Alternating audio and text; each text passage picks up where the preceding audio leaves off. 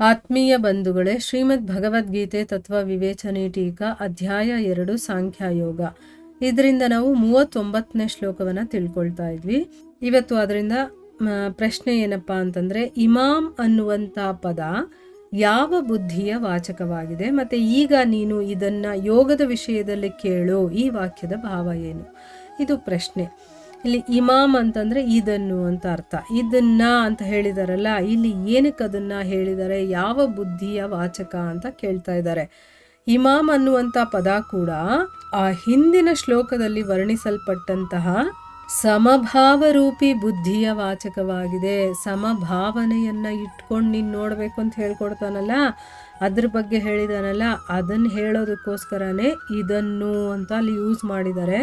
ಅದಕ್ಕೋಸ್ಕರನೇ ಮೇಲೆ ಹೇಳಿದ ವಾಕ್ಯದಿಂದ ಭಗವಂತ ಅದೇ ಸಮಭಾವ ಕರ್ಮಯೋಗದ ಸಾಧನೆಯಲ್ಲಿ ಯಾವ ಪ್ರಕಾರ ಇರುತ್ತೆ ಅಂದರೆ, ಸಮಭಾವದ ಬಗ್ಗೆ ಏನೇನೆಲ್ಲ ಹೇಳಿದನೋ ಅದೇ ಈಗ ಜ್ಞಾನಯೋಗದಲ್ಲಿ ಅದನ್ನೆಲ್ಲ ಹೇಳ್ದ ಅಲ್ವಾ. ಆ ಸಮಭಾವ ಅನ್ನೋದು ಕರ್ಮಯೋಗದಲ್ಲಿ ಯಾವ ಪ್ರಕಾರ ಇರುತ್ತೆ ಅನ್ನೋದನ್ನ ಇಲ್ಲಿ ಮುಂದೆ ಹೇಳ್ತೀನಿ. ಅಂದರೆ ಕರ್ಮಯೋಗಿ ಯಾವ ಪ್ರಕಾರ ಸಮಭಾವದಿಂದ ಇರಬೇಕು, ಮತ್ತು ಆ ಸಮತೆಯ ಫಲ ಏನು, ಸಮಭಾವದಲ್ಲಿ ನಾವು ಯೋಚನೆ ಮಾಡ್ತೀವಿ ಅಥವಾ ನಾವು ಅದನ್ನು ತಿಳ್ಕೊಳ್ತೀವಲ್ವ, ಅದರ ಫಲ ಏನು, ಈ ಎಲ್ಲ ಮಾತುಗಳನ್ನು ಈಗ ಮುಂದಿನ ಶ್ಲೋಕಗಳಲ್ಲಿ ನಿನಗೆ ಹೇಳ್ತೀನಿ, ಅದನ್ನು ಹೇಳೋದಕ್ಕೆ ಪ್ರಾರಂಭ ಮಾಡ್ತೀನಿ ಅಂತ ಹೇಳ್ತಾ ಇದ್ದಾನೆ. ಅದಕ್ಕೋಸ್ಕರನೇ ನೀನು ಅವುಗಳನ್ನು ಕೇಳೋದಕ್ಕೆ ಜಾಗರೂಕನಾಗಿರು ಅನ್ನುವಂಥ ಭಾವವನ್ನು ಇಲ್ಲಿ ತೋರಿಸಿದ್ದಾನೆ. ಅಂದರೆ ಇಷ್ಟೊತ್ತು ಸಾಂಖ್ಯಯೋಗದ ಮೂಲಕ ಸಮಭಾವವನ್ನು ಯಾವ ರೀತಿ ತಿಳ್ಕೋಬೇಕು ಅನ್ನೋದನ್ನು ಹೇಳ್ಕೊಟ್ಟ. ಈ ರೀತಿ ನೀನು ಯೋಚನೆ ಮಾಡು, ಈ ರೀತಿ ನೀನು ಯೋಚನೆ ಮಾಡು ಅಂತ ಅಂದ್ಬಿಟ್ಟು. ಕೆಲವರಿಗೆ ಸಾಂಖ್ಯಯೋಗ ಅರ್ಥ ಆಗೋದಿಲ್ಲ, ಯಾಕಂದ್ರೆ ನಮ್ಮಂಥವ್ರಿಗೆ ಅಲ್ವಾ ಇದನ್ನೆಲ್ಲ ಹೇಳಿರೋದು. ಅರ್ಜುನ ಆಲ್ರೆಡಿ ಎಲ್ಲವನ್ನ ತಿಳ್ಕೊಂಡಿರೋವಂಥವನು, ಅವನನ್ನು ನಿಮಿತ್ತನನ್ನಾಗಿಟ್ಕೊಂಡು ನಮಗೆ ಹೇಳ್ಕೊಡ್ತಾ ಇರೋದು.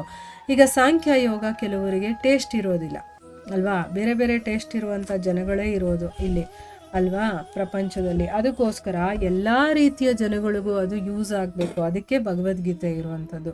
ಈಗ ಸಾಂಖ್ಯಯೋಗದ ಮೂಲಕ ನಿನಗೆ ಸಮಭಾವ ದೃಷ್ಟಿಯಿಂದ ನೋಡೋದಕ್ಕೆ ಅಥವಾ ಅರ್ಥ ಮಾಡ್ಕೊಳ್ಳೋಕ್ಕಾಗಲ್ಲ ಅಂತಂದರೆ, ಅದೇ ವಿಷಯವನ್ನು ನಾನು ಕರ್ಮಯೋಗದ ಮೂಲಕ ಹೇಗೆ ನೋಡೋದು ಸಮಭಾವದಿಂದ ಅದರ ಬಗ್ಗೆ ತಿಳಿಸ್ಕೊಡ್ತೀನಿ, ಕೇಳು ಅಂತ ಹೇಳೋದಕ್ಕೋಸ್ಕರ ಅಲ್ಲಿ ಆ ರೀತಿ ಹೇಳಿದ್ದಾನೆ. ಇನ್ನು ಮುಂದಿನ ಪ್ರಶ್ನೆ ಏನಪ್ಪ ಅಂತಂದರೆ, ಒಂದು ವೇಳೆ ಇದೇ ಮಾತಿರೋದಾದರೆ 31ರಿಂದ 37ನೇ ಶ್ಲೋಕದವರೆಗಿನ ಪ್ರಕರಣದ ಅವಶ್ಯಕತೆ ಏನು ಅಂತ ಕೇಳ್ತಾ ಇದ್ದಾರೆ.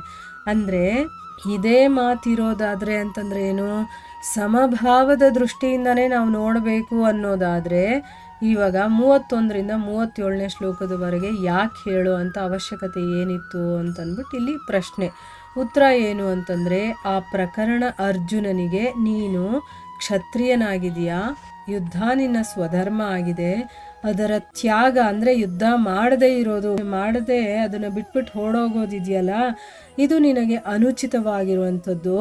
ಮತ್ತು ಅದನ್ನು ಮಾಡೋದ್ರಿಂದ ನಿನಗೆ ಲಾಭ ಅನ್ನೋದು ಆಗತ್ತೆ, ಅಂದರೆ ಮಾಡದೇ ಇರೋದಕ್ಕಿಂತ ಮಾಡೋದ್ರಿಂದ ನಿನಗೆ ಲಾಭ ಆಗತ್ತೆ ಅನ್ನೋದನ್ನು ತಿಳಿಸೋದಕ್ಕೋಸ್ಕರ ಅವನು 31ರಿಂದ 37ನೇ ಶ್ಲೋಕದವರೆಗೂ ಕೂಡ ಅದನ್ನು ಹೇಳಿದ್ದಾನೆ.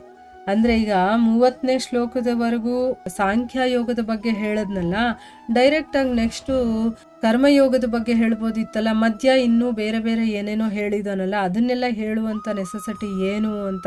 ಅಂದರೆ ನೀನು ಕ್ಷತ್ರಿಯ ಆದಮೇಲೆ ನೀನು ಯುದ್ಧ ಮಾಡಬೇಕು, ಇದು ನಿನ್ನ ಕರ್ತವ್ಯ, ನೀನು ಭಯ ಪಟ್ಕೊಬಾರ್ದು, ಈ ರೀತಿ ಒಂದು ಧರ್ಮಯುದ್ಧ ಸಿಗೋದೇ ಒಂದು ಕಷ್ಟ, ಅಂತ ಒಂದು ಧರ್ಮಯುದ್ಧ ಮಾಡುವಂತಹ ಒಂದು ಆಪರ್ಚುನಿಟಿ ಅನ್ನೋದು ಯಾರು ಭಾಗ್ಯಶಾಲಿಗಳಾಗಿರ್ತಾರೋ ಅಂಥ ಕ್ಷತ್ರಿಯರಿಗೆ ಮಾತ್ರ ಸಿಗೋದು. ಒಂದು ವೇಳೆ ನೀನು ಧರ್ಮಯುಕ್ತವಾದಂಥ ಯುದ್ಧ ಮಾಡಲಿಲ್ಲ ಅಂತಂದರೆ ಸ್ವಧರ್ಮವನ್ನು ಕಳ್ಕೊತೀಯ, ಮತ್ತು ಕೀರ್ತಿಯನ್ನು ಕಳ್ಕೊಂಡು ನೀನು ಪಾಪ ಬರುತ್ತೆ, ಆಮೇಲೆ ಅಪಕೀರ್ತಿ ಕೂಡ ಬರುತ್ತೆ. ಅಪಕೀರ್ತಿ ಅನ್ನೋದು ಮರ್ಯಾದಸ್ಥರಿಗೆ ತುಂಬ ಇಂಪಾರ್ಟೆಂಟು. ಆ ರೀತಿ ಏನಾದರೂ ನೀನು ಅಪಕೀರ್ತಿಗೆ ಒಳಗಾದರೆ ನೀನು ಬದುಕಿರೋದಕ್ಕಾಗಲ್ಲ, ನಿನಗೂ ಪಾಪ ಕೂಡ ಬಂದೇ ಬರುತ್ತೆ. ಆಮೇಲೆ ಈಗ ನಿನ್ನನ್ನು ಯಾರೆಲ್ಲ ಗೌರವವನ್ನು ಕೊಟ್ಟು ಸಮ್ಮಾನವಾಗಿ ನೋಡ್ತಾ ಇದ್ದಾರೋ, ಅಂದರೆ ಒಂದು ಒಳ್ಳೆ ದೃಷ್ಟಿಯಲ್ಲಿ ನಿನ್ನನ್ನು ನೋಡ್ತಾ ಇದ್ದಾರೋ, ಅವರೆಲ್ಲ ನಿನ್ನನ್ನು ತುಚ್ಛರಾಗಿ ಕಾಣ್ತಾರೆ. ಆಮೇಲೆ ಆ ಭಯದ ಕಾರಣದಿಂದ, ಅಂದರೆ ನೀನೇನೋ ಅಧರ್ಮ ಎಲ್ಲ ಹೆಚ್ಚಾಗುತ್ತೆ, ಪಾಪ ಹೆಚ್ಚಾಗುತ್ತೆ, ಅದಕ್ಕೆ ನಾನು ಯುದ್ಧ ಮಾಡಲ್ಲ ಅಂತ ಹೇಳ್ತಿದೀಯಾ, ಎಲ್ಲರೂ ನಾಶ ಆಗ್ತಾರೆ ಅಂತ. ಆದರೆ ಮಹಾರಥರು ನಿನ್ನ ಬಗ್ಗೆ ಆ ರೀತಿ ಯೋಚನೆ ಮಾಡಲ್ಲ. ಇವನು ಯುದ್ಧಕ್ಕೆ ಎದುರ್ಕೊಂಡು ಓಡೋಗ್ಬಿಟ್ಟ ಅಂತಾನೆ ಮಾತಾಡೋದು. ಆಮೇಲೆ ನಿನ್ನ ವೈರಿಗಳಿರ್ತಾರಲ್ಲ, ಅವ್ರು ನಿನ್ನನ್ನು ಬಾಯಿಗೆ ಬಂದಾಗ ಮಾತಾಡ್ತಾರೆ. ಅದಕ್ಕಿಂತ ದುಃಖ ಅನ್ನೋದು ಬೇರೆ ಇನ್ನೊಂದಿಲ್ಲ. ಒಂದು ವೇಳೆ ನೀನು ಕೊಲ್ಲಲ್ಪಟ್ರೆ ಯುದ್ಧದಲ್ಲಿ, ಯುದ್ಧ ಮಾಡ್ತಾ ಮಾಡ್ತಾ ಏನಾದರೂ ಸತ್ತು ಹೋದರೆ ನಿನಗೆ ಸ್ವರ್ಗ ಸಿಗುತ್ತೆ. ಆಮೇಲೆ ಬದುಕುಳಿದ್ರೆ ಅಥವಾ ಯುದ್ಧ ಮಾಡಿ ನೀನು ಗೆದ್ರೆ ನಿನಗೆ ರಾಜ್ಯ ಸಿಗತ್ತೆ ಅಂತ ಈ ರೀತಿ ಎಲ್ಲ ಬೇಕಾದಷ್ಟು ಹೇಳದ್ನಲ್ಲ. ಇದೆಲ್ಲ ಹೇಳುವಂಥ ನೆಸೆಸಿಟಿ ಏನಿತ್ತು ಅಂತಂದ್ಬಿಟ್ಟು ಇಲ್ಲಿ ಪ್ರಶ್ನೆ ಕೇಳ್ತಾ ಇರೋದು. ಅದಕ್ಕೆ ಇಲ್ಲಿ ಉತ್ತರವಾಗಿ ಏನು ಹೇಳ್ತಾ ಇದ್ದಾರೆ ಅವರು, ಅರ್ಜುನನಿಗೆ ನೀನು ಕ್ಷತ್ರಿಯ ಅಪ್ಪ, ನೀನು ಯುದ್ಧ ಮಾಡಬೇಕು, ಇದು ನಿನ್ನ ಸ್ವಧರ್ಮ, ಅದನ್ನ ತ್ಯಾಗ ಮಾಡೋದು ನಿನಗೆ ಅನುಚಿತ, ಆ ಯುದ್ಧ ಮಾಡೋದ್ರಿಂದ ನಿನಗೆ ಲಾಭನೇ ಸಿಗುತ್ತೆ ಅಂತ ಹೇಳೋದಕ್ಕೋಸ್ಕರ ಇದನ್ನೆಲ್ಲ ಹೇಳಿದಾನೆ. ಮತ್ತೆ 38ನೇ ಶ್ಲೋಕದಲ್ಲಿ ಯಾವಾಗ ಯುದ್ಧ ಮಾಡಲೇಬೇಕಾಗಿ ಬರುತ್ತೋ ಅದನ್ನ ಬಂಧನಕ್ಕೆ ಕಾರಣವಾಗದೇ ಇರೋ ಹಾಗೆ ನೋಡಿ, ಯುದ್ಧ ಮಾಡಬೇಕು, ಆದರೆ ಅದರಿಂದ ನಮಗೆ ಬಂಧನ ಕೂಡ ಸಿಗಬಾರ್ದು. ಹೇಗಪ್ಪ ಇದು ಅಂದರೆ, ಯುದ್ಧ ಅಂದಮೇಲೆ ಕೊಲ್ಲಲೇಬೇಕು, ಏಟುಗಳಾಗುತ್ತೆ, ಅದು ಇದು ಏನೇನೋ ಆಗುತ್ತೆ, ಬೇರೆಯವ್ರಿಗೆ ದುಃಖ ಆಗುತ್ತೆ, ನೋವಾಗುತ್ತೆ, ತೊಂದರೆ ಆಗುತ್ತೆ. ಆದರೂ ಅದರಿಂದ ಏನೇ ಬಂಧನಕ್ಕೂ ನಾವು ಸಿಕ್ಕಾಕ್ಕೊಳ್ಬಾರ್ದು. ಆ ರೀತಿ ಯುಕ್ತಿಯಿಂದ ಇದನ್ನು ಮಾಡಬೇಕು ಅಂತನ್ನೋದನ್ನು ತಿಳಿಸಿದ್ದಾನೆ. ಅದಕ್ಕೆ ಜ್ಞಾನಯೋಗ ಮತ್ತು ಕರ್ಮಯೋಗ ಈ ಎರಡೂ ಸಾಧನೆಗಳಲ್ಲೂ ಕೂಡ ಸಮಭಾವದಿಂದ ಯುಕ್ತನಾಗಿರೋದು ಅವಶ್ಯಕವಾಗಿದೆ ಅನ್ನೋದನ್ನು ಇಲ್ಲಿ ತಿಳಿಸಿದ್ದಾನೆ. ನೀನು ಯಾವುದೇ ರೀತಿ ಯೋಚನೆ ಮಾಡು, ಜ್ಞಾನಯೋಗದಿಂದಾದರೂ ತಿಳ್ಕೊ, ಕರ್ಮಯೋಗದಿಂದನಾದರೂ ತಿಳ್ಕೊ, ಒಟ್ನಲ್ಲಿ ಸಮಭಾವದಿಂದ ಇರಬೇಕು. ಅದರ ರಿಸಲ್ಟ್ ಏನೇ ಆದರೂ ಕೂಡ ಸಮಭಾವನೆ ಅನ್ನೋದು ನಮಗೆ ಬರಬೇಕು. ಈ ಶ್ಲೋಕದಲ್ಲಿ ಆ ಸಮಭಾವದ ಎರಡೂ ಪ್ರಕಾರದ ಸಾಧನೆಗಳ ಜೊತೆಗೆ ದೆಹಲಿ ದೀಪನ್ಯಾಯ ಅಂದರೆ ಏನು, ಹೊಸ್ತಿಲ್ ಮೇಲೆ ದೀಪ ಇಟ್ಬಿಟ್ಟು ಎರಡು ಕಡೆನೂ ಬೆಳಕು ಬರಬೇಕು, ಆ ರೀತಿಯ ಒಂದು ಸಂಬಂಧವನ್ನು ಇಲ್ಲಿ ತೋರಿಸಿದ್ದಾರೆ. ನೋಡಿ ಎಷ್ಟು ನೀಟಾಗಿ ಎಕ್ಸ್ಪ್ಲೇನ್ ಮಾಡಿದ್ದಾರೆ. ಆ ಶ್ಲೋಕಗಳನ್ನು ಮತ್ತೆ ಕೇಳಬೇಕು ಅನಿಸುತ್ತೆ. ಯಾಕಂದರೆ ಹೌದಲ್ವಾ, ಏನು ರಿವೈಸ್ ಮಾಡ್ಕೋಬೇಕಾಗಿತ್ತು ನಾವು ಇನ್ನೊಂದು ಸರಿ.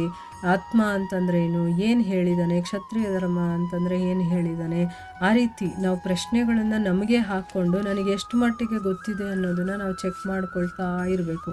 ಆವಾಗ ನಮಗೆ ಇನ್ನೂ ನೀಟಾಗಿ ಅರ್ಥ ಆಗುತ್ತೆ. ಇದರ ಮುಂದುವರಿದ ಭಾಗ ಇನ್ನೂ ಇದೆ, ಅದನ್ನು ಮುಂದಿನ ಭಾಗದಲ್ಲಿ ತಿಳ್ಕೊಳ್ಳೋಣ. ಹರೇ ಕೃಷ್ಣ.